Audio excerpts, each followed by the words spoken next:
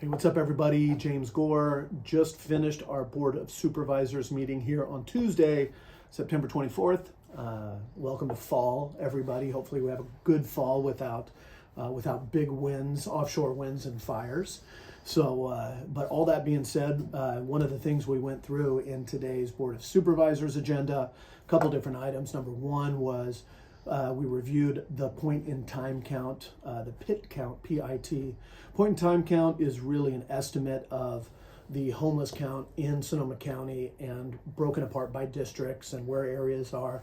They, as in we, our employees, work and with a huge network of nonprofits and other volunteers and go out and actually physically count people, shelterless, individuals who are homeless or houseless, but folks who are homeless or houseless but living in cars, other people who are living in RVs, which isn't always counted, and then street homelessness, and then also the numbers of individuals what we calculate that are in shelters as interim housing, as shelter space, as intermediate housing or permanent supportive housing. One thing just to let you all know is that first and foremost, the estimate from this year is higher than it was last year. But also the number of people housed and not on the street continues to rise because we are creating more and more shelter, interim housing, and permanent supportive housing. At the same time, one of the things that you all see is, or was not reflective in the report, is the report and the point in time count took place in January of this year. Right now, it's late September.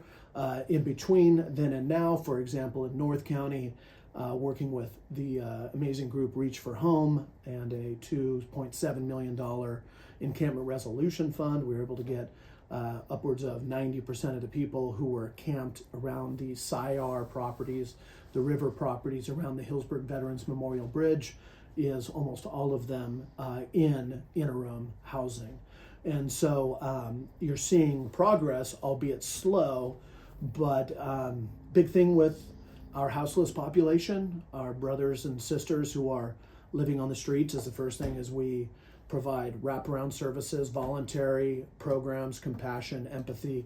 But then on the other side is you got to have accountability. And so we have a lot of new laws or changes in existing law that are coming through that are going to empower local jurisdictions to hold accountability around severe disabled, mentally disabled, but also substance abuse and the mixture of substance abuse and mental illness. And then also concurrently, not saying these are directly related, but we reviewed our opioid settlement dollars. Many folks know that local jurisdictions, and in this sense, counties, because we run health services, nationwide, we were a part of litigation that sued pharmaceutical companies that were flooding opioids into the markets throughout the United States and then some. And so as a part of that, we as a board currently have $12 to $13 million on hand with upwards of another $30 million, $32 million that'll come in over the next 10 years. And so what we talked about is where to put that funding. It is prescribed in terms of prevention, diversion, treatment, other issues. So you can use it on broadcast advertising, or you could also use it to really treat severe substance abuse disorder on populations for which we have conservatorship and other things. So I know I'm talking a lot of government talk because some people don't know what conservatorship is or not. That's when you actually, as the state, as the local entity, you take somebody's rights away from them and obligate treatment. It's a very difficult thing to do.